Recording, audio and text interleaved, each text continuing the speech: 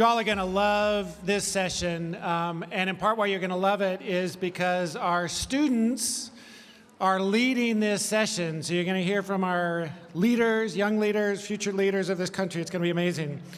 Just a couple of announcements. We're here for another hour of plenary session, then there's another half-hour coffee break, then another breakout session. At 4, there are transportation issues, so just logistics for this, and I'll mention this right at the end. We will have shuttles going down to the hay barn for the poster session, the reception. There's a bunch of great exhibits that are down there that you're going to want to see.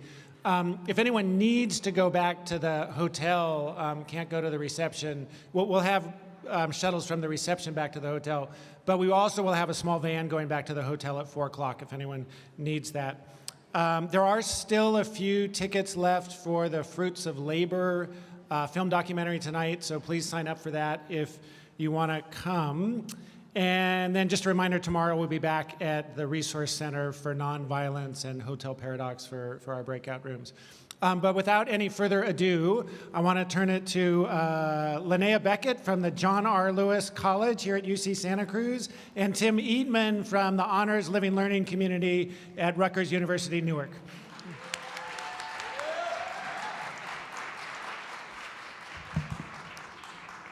Hello, everybody. Good afternoon. My name is Linnea Beckett. I am the Director of the Apprenticeship in Community Engaged Research ACER program at John R. Lewis College in College 9, and it's really a privilege to work in the colleges.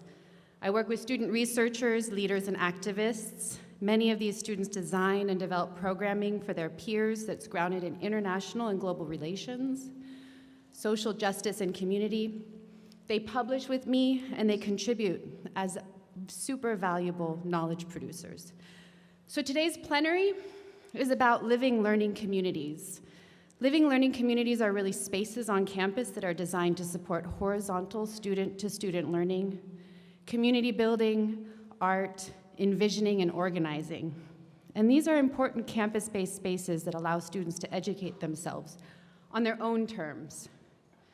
In an increasingly neoliberalized world, where college-going experiences is both credentialized and commodified, these spaces are often overlooked as learning spaces.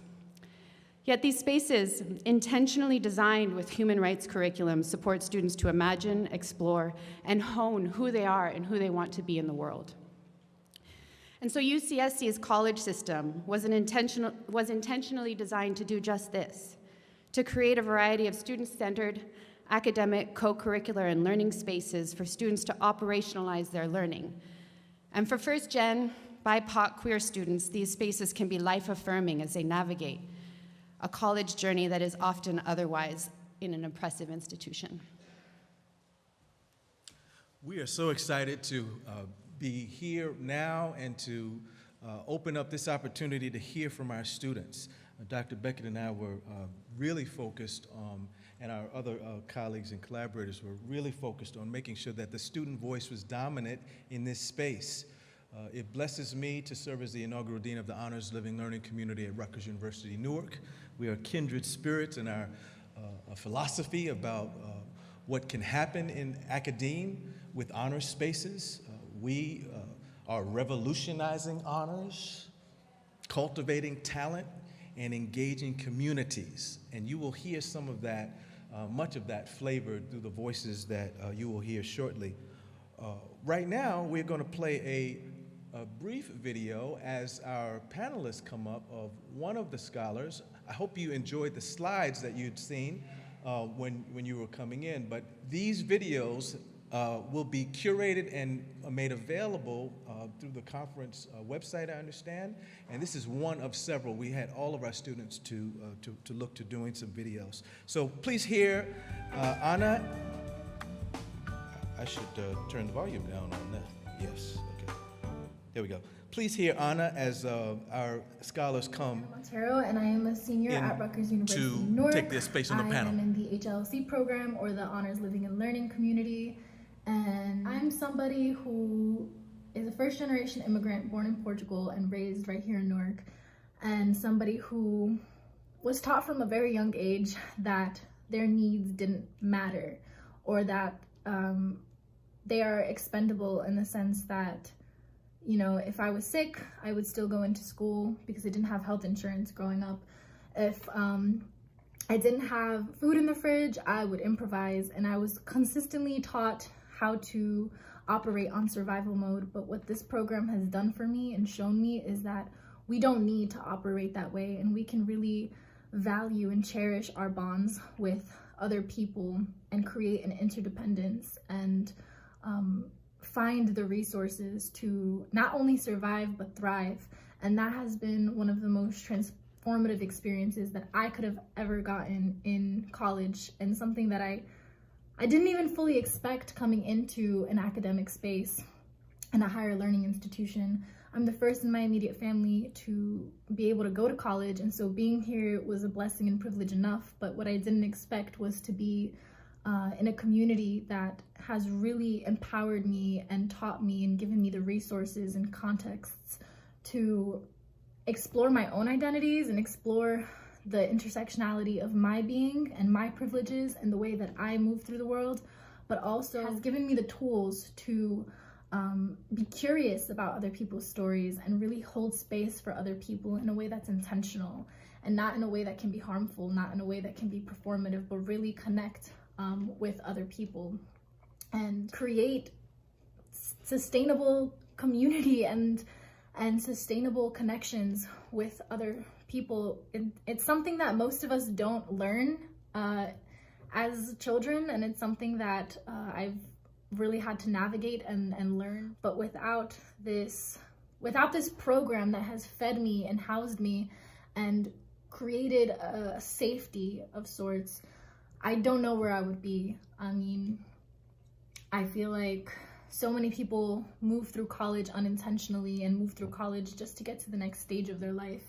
We learn that we're supposed to go to college so that we can get jobs that will make us more money. We're supposed to go to college to compete with other folks in our departments, to, you know, trample over them and to get credit and to get grades. And what I've learned through the Honors Living and Learning community as a program that's been revolutionizing the concept of what honors even means is that there's space for humanity in academia. There's space for mutual aid. There's space for connection, and there's space for helping each other. Resources have always been painted as something that's limited for people who have not had a lot of access to resources in their lives, but we don't need to be in competition with each other. We don't need to be fighting each other for some bread. Like, we actually can rely on each other. We can connect each other with different resources, and we can thrive together. And so that has been probably the biggest blessing of existing in this space, and able to more intentionally think about the histories and the historical legacies of pain and trauma that have led us here. I've been able to intentionally think about and learn about these realities, do what I'm passionate about, which is decolonial museum studies. So many times being a change agent will get you targeted. And historically, the people who did want to create change have been targeted. And so to be in a program that values change agents, that values social justice, means that we can actually honor our human needs, we can honor ourselves, and we can honor each other and hold space for each other to be human and to connect each other with resources. We can thrive. We can really find a way to thrive together.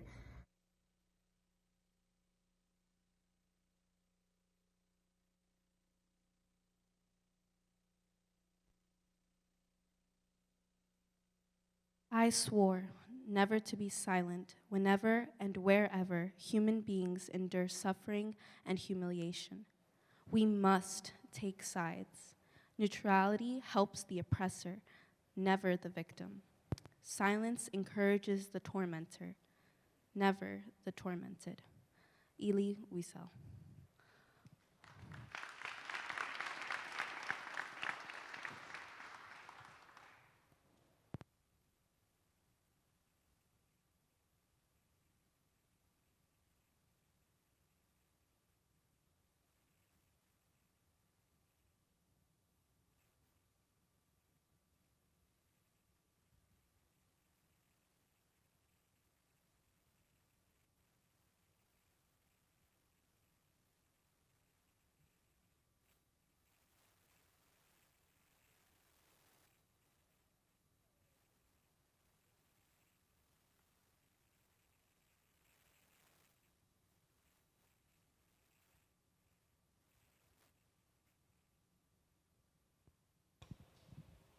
Hey, all right. You gotta make it happen, no matter what. Hi, everybody. Thank you so much for sharing space with us today and, giving us the opportunity to share ourselves with you. My name is Anya Dillard. I am a 19-year-old community organizer, social entrepreneur, and content creator that's been involved in the changemaker space since I was 5 years old. I am also the founder of the Next Gen Come Up and am a sophomore social justice scholar with the Rutgers University HLLC of Newark. I'm really excited to be here because I am joined by some of my own amazing peers from the HLLC, as well as some scholars from UC Santa Cruz. And I'm really excited for you guys to kind of hear not just our commentaries, but about our experiences in this space and how learning communities have impacted that experience. I think one of the amazing things about learning communities is that they bring people together and they allow us to see in real time what it means to not only foster community, but to be radical and to be creative in the ways that we think about how we as young people want to impact change in the world. And I think that it's super important that in spaces like this where we're all trying to find our way and try to find how to be the most effective change makers we can be, it's important to recognize the importance of the intergenerational conversation and how young people in this space can not only teach, but create alliances with people that we look to for guidance as our administrators, as our teachers, as people that, whether you're in the nonprofit or educational sector, we may work for or work with one day. And I think that spaces like these cultivate that potentiality for alliance quite well. So I'm really excited to be able to have all of you guys here and ultimately hear from you at the end of our panel. But before I do so, I do want to introduce an extremely talented spoken word artist to share a powerful piece with us to kind of set the tone for this panel and kind of get you all going and thinking. So please, if you would, Ariel Silva.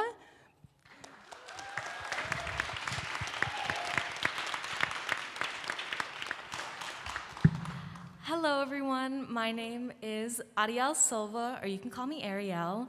I use she, they pronouns, and I'm a second year here at UC Santa Cruz, and I'm majoring in critical race and ethnic studies with a minor in Black studies as well. I'm gonna do a little, go Cress. I want to do a little further introduction of myself because I'm involved in a lot of spaces on campus that are focused in the student agency model and community organizing and grassroots work both here in Santa Cruz and beyond within California. So I have the honor of being the Black Student Union Vice President this year. I work in our, thank you, I work in the Cultural Arts and Diversity Center, which is home in here, the Stevenson Event Center of the ATA, our African American Theater Arts Troupe, and Rainbow Theater, which is the only multicultural theater program out of all the UCs in California. I have the honor of being an assistant director for Poets Corner in Rainbow. As well, I am a steward of the Black Lives Matter Garden here on campus.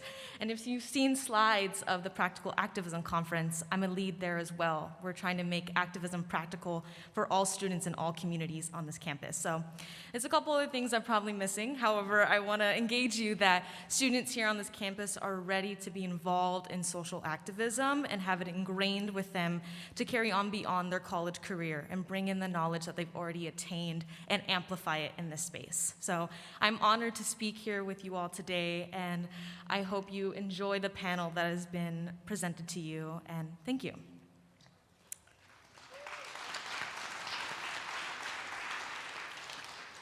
So I'm going to start with a poem that I actually wrote last year. It was for my Black Feminist Epistemologies course, which was one of the fundamental courses that changed my own praxis and pedagogy and how I enter in leadership spaces and my own community spaces. It's derivative of Billie Holiday's Strange Fruit, writings from Patricia Hill Collins, and from Bell Hooks as well. So I'll begin. The title is the Fruit Really Strange? Here is the fruit that only the strange eat.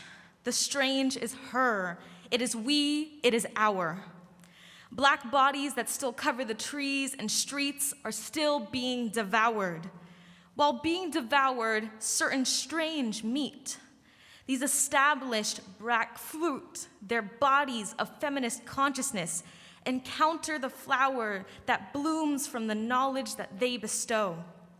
This flower of fruit offers fundamental knowledge rooted in opposing the nurturance of Eurocentrism and instead uses the fruit to proclaim prominence. The fruit that the strange dare to eat challenges the terrorism of whiteness. Those challenges prove the methodological adequacy of her, of it, and we. The strange of the fruit is not only for the strange to eat, it is meant for us all. Others who are not her, we, and our must bite into the richness that the fruit and its flowers of knowledge offer. I want to take a moment to unpack that a little. I wrote that to honor, thank you. I wrote that to honor the embodiment that Black feminists, and in turn, I'm Black and Latina, and I'm queer. And so my own positionality informs all of the work that I do. And I find that we need to separate both the bodies of who we are physically and the bodies of knowledge that we can bestow on others.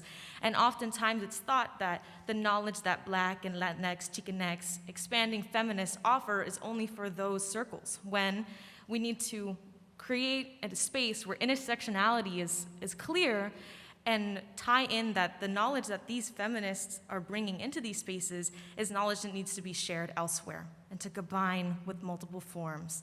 So that is my poem, Is the Strange Really Fruit? And thank you so much for having me today.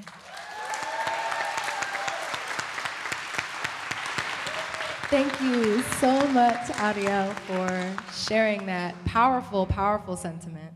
And like we were predicting, setting the tone for this amazing panel. So with that being said, thank you guys for being here with me and for being willing to share yourselves with the audience. We're gonna jump right in. So firstly, I want you guys, of course, to share your names, tell us your year, and a little bit about your background in the changemaker space. And then I want you to explain to the audience whether or not you identify with the term activist, and why or why not. So if you guys want to start, I'll pass it up to you. I guess I'll start. Okay. Hi, everyone. My name is Gabby Reynoso. I am a third year, so I'm a junior here at University of California, Santa Cruz. I live in the International Living Center, which is our area where all the international students live. I'm a part of the co-curricular office here at College 9, which helps with the practical activism conference and stuff regarding that. The question of would I identify as an activist, or if I identify with that word, is something I've kind of wrestled with for the past few years, especially since I've been here at Santa Cruz, because I struggle with that kind of what is my activism, and does my form of activism count as an activist? So if you asked me my freshman year coming into college if I did, I'd say no, but I guess now after hearing more and learning more, I would say I do, so yeah. Hello, my name is Aljabri Holmes. I go by Al. I am a second-year student at Rutgers University-Newark, Honors Living Learning Community. I would say I am an activist, but more importantly, I am a positive change maker. We always speak about change, but there are different types of change, and we need to know, he knows, we need to know what type of change we want to put out in this world and the type of change we want to see for future generations. Hi everyone, my name is Isela. I am a fourth year Rutgers University-Newark living in the HLLC community, or the Honors Learning Living Community. And I do consider myself an activist. I believe that I was an activist since the first day that I arrived to the US at the age of 2. And I started assimilating myself to this US culture and what it means to be Mexican American, and being an advocate for my parents, for my siblings, because they don't know what it is yet to be considered an American, to know the language, to be part of a community where you're not really wanted or seen. And so you become that activist kind of forcefully. And so I continue to be an advocate in every way that I can. especially as I work towards providing a lot of legal assistance and knowledge and what I've learned through everything that I experienced to my community members. Hi everyone, my name is Maggie and Desphy. I'm a third year here at UCSC, and I work as an RA in the Eboni dorms. And I would personally consider myself an activist. If you had asked me 2 years ago, I would have considered myself an aspiring activist. But I think after gratefully spending so much time with people who have really shown me what I can do for my community and how I can bring them into the spaces that I occupy and show them their influence on me, I would consider myself like a catalyst to bring other people into activist spaces. That's really great. So I think, me, myself, I also spent a lot of time in my own journey struggling with the term activist, especially because in recent years, it's become very sexy to label yourself as an activist, right? And I think that as young people that have been in the space for different amounts of time, we've seen how that term has been endeared and criminalized over the course of our changemaker journeys. But I think that it's interesting because many of us in this room have been labeled activists in our own respective spaces. So I think that there's an interesting thing that goes into whether or not we label ourselves an activist, but I think that regardless of why or whether we label ourselves that, the real innovation starts when we start striving to be revolutionaries. And I think that that's the conversation that I wanted to help breach today and try to get us thinking more about how we can impact change in ways that maybe haven't been considered before, or in ways that maybe are still, to this day, not socially acceptable, and stop trying to assimilate even within, that label of activist and what we think that means or what the media tells us that means, because that's ultimately how the most unique forms of change, do come about. So I did want to ask, especially when we're talking about the ways in which learning communities facilitate that sense of revolutionarism type of thing, right? How can we find spaces as young people that encourage us to be those revolutionaries that we studied in history, that we studied when we were learning about the civil rights movement or about all of these different radically transformative times in history? And I know from my experience in the HLLC, that's all we talk about, right? Are you revolutionary? How can you move throughout the world and impact change wherever you are? And that leads me to my second question.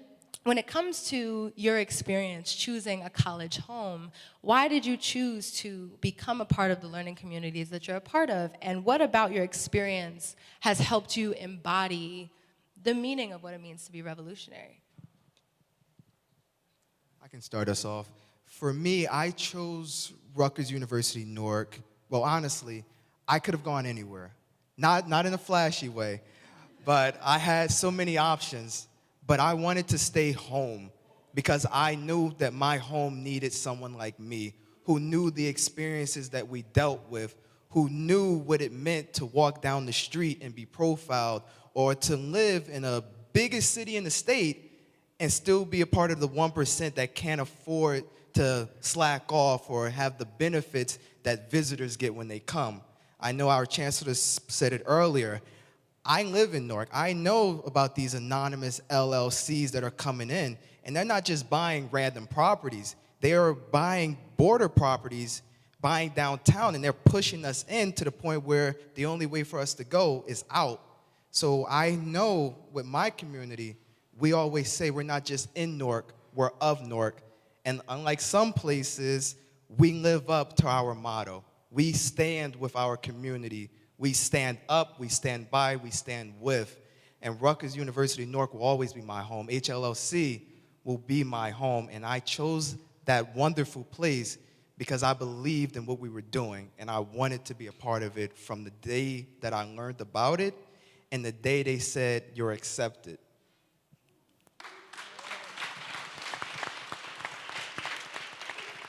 That was excellent. How do I follow that up?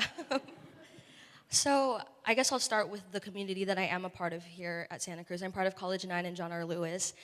They're sister colleges. It's a unique system that we have here at UC Santa Cruz, and they focus on themes of social justice and international perspectives. So I think when I was a freshman trying to choose which college community I wanted to be a part of, that played a really big role in it, because it goes in line too with the aspirations I have for myself in the future. I have aspirations to work in the political legal field in themes of social justice domestically and internationally that we have going on right now, which are a lot. So being a legal studies scholar and looking at all these issues from a legal lens all the time, it's really dehumanizing. But then coming home to a community that talks about these issues from a social justice perspective, it keeps me rooted in why I want to do it. So I'll end there, but yeah.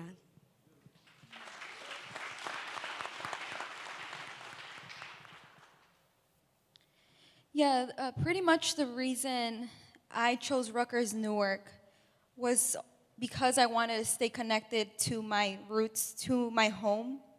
I knew that if I went beyond my community, I was leaving what they needed me the most. And if I moved away, I couldn't be that help or that lending hand for my community. If I decided to move away, I wouldn't be that agent of change to actually help.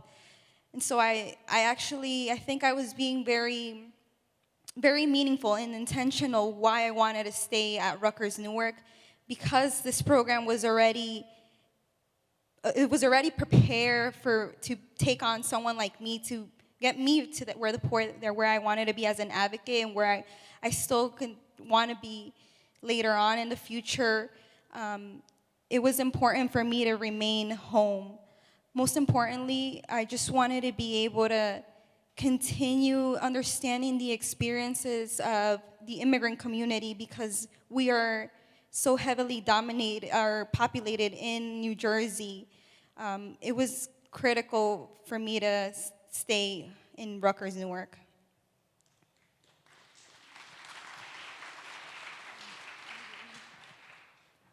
So for me, I think the spaces that I kind of force myself into on campus really reflect how I want to be influenced by them.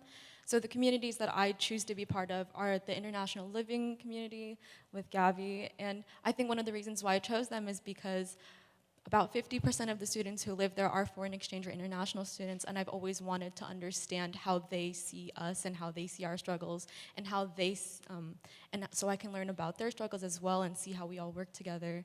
And I think part of that also comes from my Filipino background. One of the reasons why I chose UCSC was because of Bayanihan, our Filipino org, and we have one of the longest standing student-run courses that really dive deep into Filipino-American history and how underrepresented it is in American education. And learning about all of that and how it helped build who I am and how people perceive me based off of that, learning how I affect the space, I think that's part of the reason why I forced myself to really learn about who I am.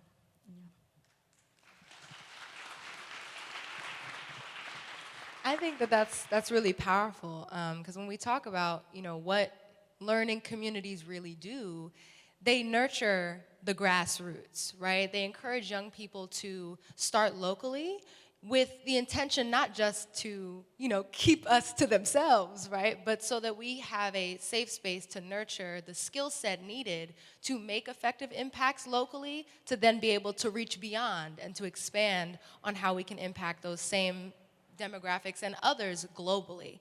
And I think that that's one of the things that makes our learning community so special, is that it encourages us to look within and understand who we all are as individual leaders, whilst also understanding that the skill sets that we gain here are the skill sets that we'll ultimately be able to use to be effective change makers on a global scale.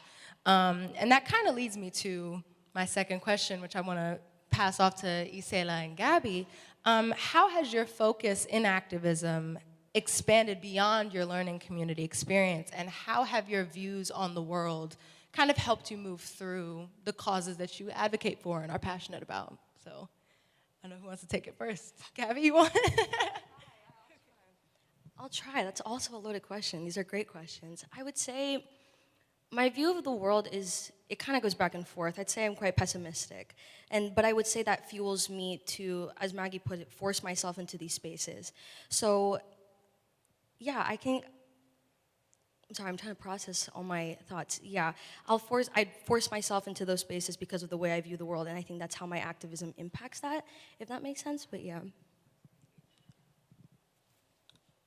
If I may, just before I pass it off, what are some of the causes that you focus on in your own advocacy work? I think because I'm also Filipino American and I'm also a woman, that intersectionality is something that I really fight for, because there's not enough of us represented in certain spaces, like certain spaces of politics, certain spaces of legal studies and legality. So that is something that informs my activism and something I'm extremely passionate about. So my background definitely influences what I fight for, but yeah. And Isela, I just want to preface this by saying that Isela is the president of an amazing organization, and we would be remiss if she did not share that information with you guys. So when you're answering, I would love for you to expand upon that as well. Yes, I am the president of Are You Dreamers, an undocumented student body organization. We are on campus established to create more representation, more amplification for us as immigrant students. We really need change in our institutions, change to represent us, and change to bring more resources in terms of, we want someone who can see us, someone who can hear us, someone who can value us and validate everything that we've been through, and really just be a human being, be inclusive about everything that we've been through and that we want and that we need. And so I think now, I view the world very optimistic. I view it like there's so many things that we can attain together, and it is through these community learning spaces that I put myself in that position because I want to get there and be there.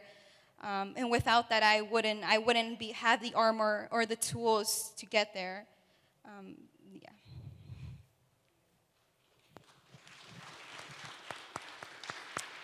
So, Al and Maggie, I would love for you guys to expand on this next question, but I first kind of want to talk a little bit about, the diversity and multicultural intersectionality that is found within these learning communities. And while that's such a beautiful thing, especially in a world that is dominated by predominantly white spaces, it also kind of put us all through a little bit of a rude awakening as well, because we realized that there were nuances, intercultural nuances that we would have to navigate, and differences even within our own communities that we would have to first address before we could effectively move forward in creating those alliances and really pushing forward in collaboration.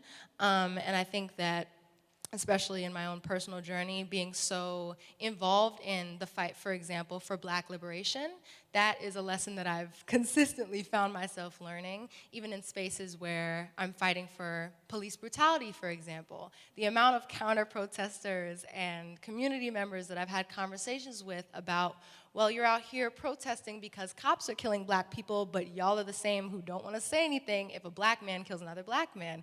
And despite most of our community members' knowledge, we actually are the same people that go out and that campaign and that protest for those exact same issues, because we understand that all of them are connected and that there's a trickle-down system that has to go into the way that we advocate. But in educational spaces, sometimes it's not taken into account that the differences between peers can often get in the way of those bridges being merged. So I wanted to ask you two what you believe, whether or not you believe it's important to assess differences within your own communities, and whether or not you strive to, bridge those gaps in your own educational spaces. Yes. First answer, yes. For our community, we are different. That's the best way to put it. We are from different lands, different cultures, different regions, different backgrounds, different struggles, different pains. So it is important that we keep that sort of, not division, but we keep our differences because we all have something to bring to the table. For us, it's not always going to be an easy thing. No community is going to be great, but we are a community that strives to handle those difficult conversations. We're not afraid to tackle the issues of today, yesterday, tomorrow. We're not complacent like so many people at where we're at, because even though it can always be worse, it can be better. It should be better. It doesn't have to be great, but at least you can say, I made something better. And for us, it could be us going to the elevator or the wellness room, or 3 a.m., you're coming in and you meet someone and you just start with a hi. And next thing you know, you're talking about what you want to fight for, where you want to go, what you're doing. You end up saying, hey, I'm coming to your event. And you're like, it's tomorrow? I'm coming through. Like, this is the community that we strive to build. We want people who aren't always like-minded, because if everyone's the same, there is no originality. There is no different. There is no color. It's just a world of black and white, and nobody wants that.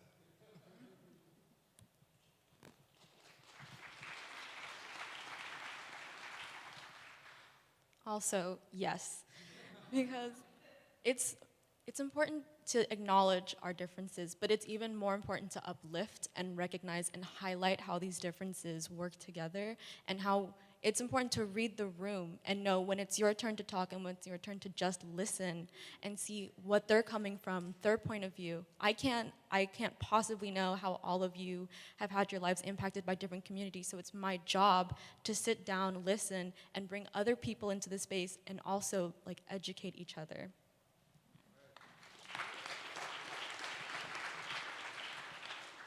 That is a super important point to breach. And I also think it's interesting when we think about the things that we've gone through and the amount of inspiring and empowering experiences that this space has brought to us, along with so many other young people in the changemaker community as a whole.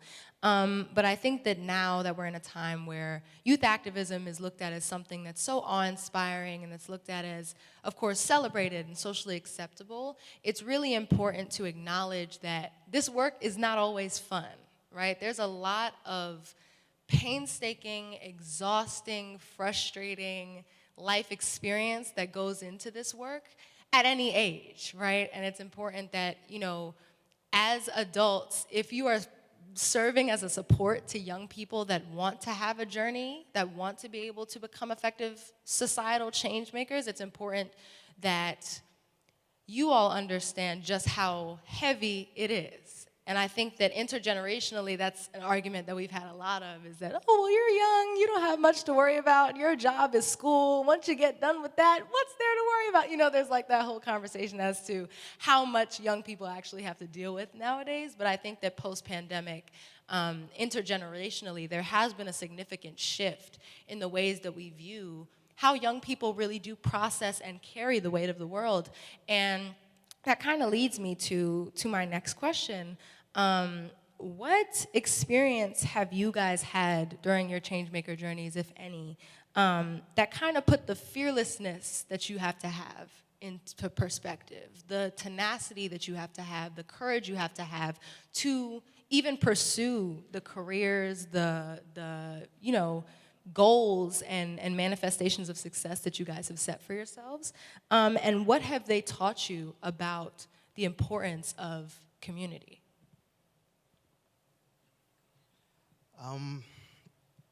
I'll start it this way. Whenever I see a light extinguish, it breaks my soul. When I see people who have been fighting for so long finally give up or give in, it breaks my soul, because as someone who is day zero, just starting, and I see someone who has spent their entire life fighting the good fight just to say it's never going to change, it's never going to get done. I feel as though we've had to survive so much, not just as a community, as a group of people in our entire lives, but recently we've had to deal with police brutality. We've had to do COVID, monkeypox. Even polio came back, which was surprising. We've been in such survival mode that we've stopped living. We've turned our comfort circles into comfort cages. And everyone who is fighting, they're not fighting to escape, they're just fighting for a window in their cells. And for me, I want to do something more. I want to fight till I can no longer fight. Even if I'm a walking skeleton, I'm gonna do what I have to do.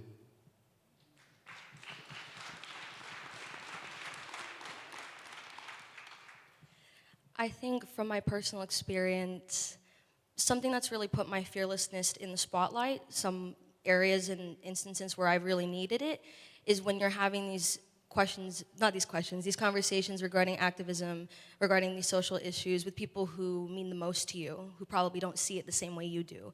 It's having those difficult conversations with the people you love. That's when my activism really comes out. That's where my fearlessness really needs to, show up. But sometimes it's difficult, because especially when you talk with older generations, sometimes the issues are unchanging in their minds, and it's always that, it's like you're talking to a wall, and it becomes really difficult to move forward in your fight. It kind of makes you question, well, why am I doing this? If their minds aren't going to be changed, why am I still trying to move forward in my activism? But you put it beautifully, we have to keep going. We can't remain complacent, because it's in that complacency where the fight stops, and then everything just stays the same. We stay in this terrible situation. It doesn't get better, but it gets worse. So my fearlessness comes in that aspect of my activism.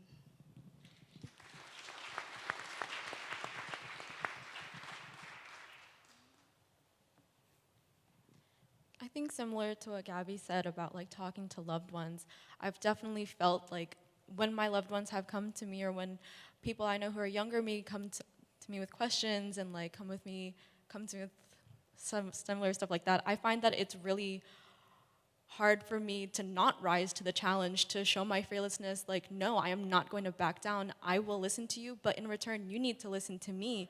You need to hold that level of respect that I am giving you, and if you are not going to, I will fight harder to make sure that you are understanding where I'm coming from, and I want you to know that I will put in that same level of respect and effort to understand you. I think it's really important to recognize that level of respect when talking with those people.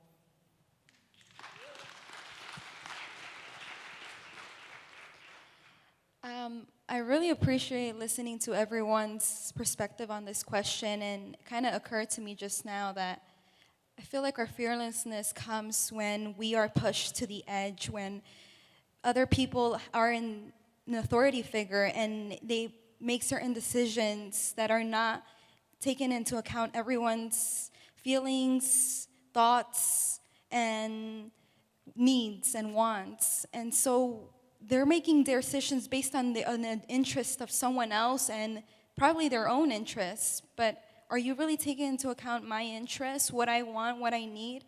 And so you push me to the edge of I'm gonna fight, I need a fight because this is not what I want, this is not what I asked for.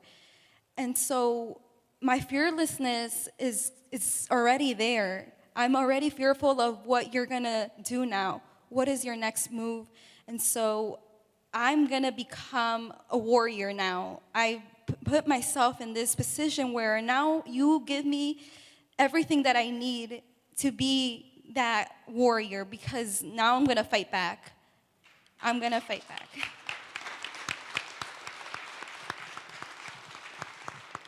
And that is my. If I wasn't so scared of this thing popping off the top, I would have dropped this. But I think that's a beautiful sentiment, and I just want to one more round of applause, please, for everyone that shared.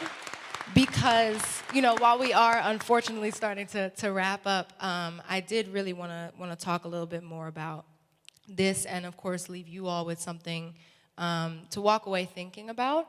For me personally, I came into the Rutgers University-Newark HLLC fall of 2021, which was immediately after a year of fighting for Black liberation against police brutality, from trying to figure out how to navigate a totally virtual world. And as someone that loves talking to people and being face to face, it was something that sent me through quite the mental health spiral. And I wasn't sure that, even though I had had a change maker journey that was already over a decade long, I genuinely did not know how I was supposed to continue in the midst of all this. And I think that that is something that really drew me to the HLLC and made me want to be a part of a learning community that would foster that and nurture that, because it had been through a lot. That drive and that passion and desire had seen a lot, had felt a lot, and had doubted itself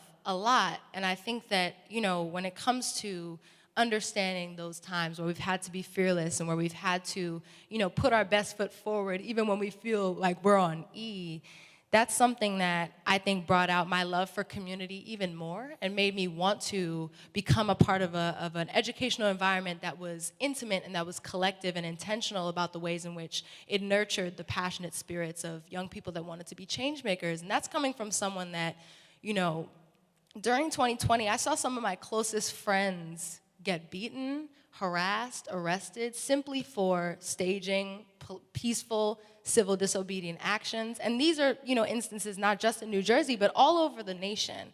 And these are people that I've literally watched cities burn with. And that's a level of connectivity that is strangely painful to talk about, because while these are events that you're watching unfolding within the changemaker community that are painful and that are traumatic and almost dystopian in nature, the bonds that they create and levels of understanding they create in these spaces is unparalleled. And it's kind of, paradoxical the way that that happens, but it's also something that I think we all need to take advantage of, because that level of intersectionality that happens when everybody is pushed to the brink, when everybody is forced to put existence and the entire world into perspective, that's when all the surface level difference stuff evaporates. That's when all the superficial goes out the window and people start locking down on what it means to be pro-human, regardless of what cause or political denominations or anything really that you claim or that you identify with yourself. When it comes down to it, in the most upteen times of crisis, when we choose a pro-human agenda and when we choose to look at each other across denominations as people and as fellow human beings, that's when we manage to truly make those effective strides and see progress really starting to take shape. And I kind of want to just hand one more little question. I know we're running out of time, but just one question to whoever wants to take it. When it comes to what young change makers need from our professors, from our administrators, from the people that we look to for guidance, what are some things outside of the praise, outside of giving us a platform like this, outside of allowing us the space to speak, what can we ask for that we feel will allow us to not only continue to be effective in these spaces, but expand and grow in the ways that we choose to make these social strides? Anybody? Going once, going twice. 2-minute warning, y'all. Come on. Yeah? I think that what we need the most as young advocates that we are is that we want to be seen, and we want us not just to be seen, but we want us to be, as you said before, take us like for what take our word for it. This is what we mean. Like, we really, really mean what we want. And see us in the way that we see the world, that we want the world to be seen. And this is not something that is like a fantasy. It is real. This is the world that we want to build for ourselves. And I guess you all had your chance to explore, to take it, to use it, utilize it. But now this is our turn, and this is what we're left with. And so we need to act, and we want, hear us out.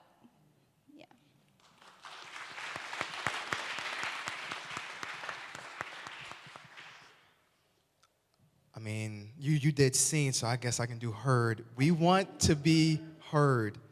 We need to get past the lack of titles and the age and the gap in where we are and listen. Not one in one ear, out the other, but truly listen to the struggle, the pain, our desire to want to have our chance at the will that is our world and our community. Because, like you said best, you guys did have your time.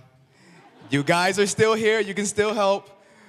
But we need a new vision, a vision that works for all of us.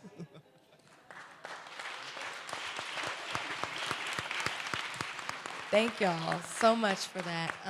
And I think that that's a beautiful way to close. I know we have one more profound quote that is going to be shared by one of our scholars.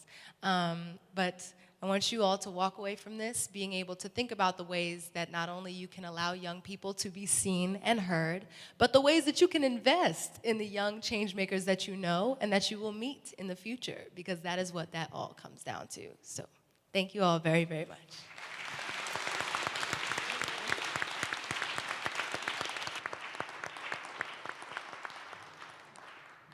To build community requires vigilant awareness of the work we must continually do to undermine all the socialization that leads us to behave in ways that perpetuate domination. Bell hooks.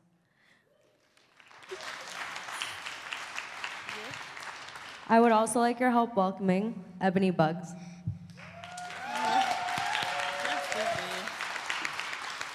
Hi, hello. Sorry, I'm a little short. Hi, my name is Eboni Bugg. I am a junior here at, well, not here, but at Rutgers University-Newark, a HLLC scholar like the rest of my peers, and I have a business called Create Unique, which is a brand that encourages others to authentically and uniquely be themselves. So that's just a little bit about me. The piece I have today is called Message to the People. I hope that it inspires you to keep going in whatever efforts you have and to connect with people and join together to do one mission, which is help the world be a better place. So thank you. I give life, but I am not God, for he is the creator, creating me uniquely in his image. I fight for you to have access to every part of that image. Sometimes trying to give you more of the picture than the film that I have, but I am more than enough, more of a queen than what I used to be, and more of a friend than I used to have. You see, I have scars that are hidden so deeply, but when you close your eyes, you can listen carefully and hear it all in my voice.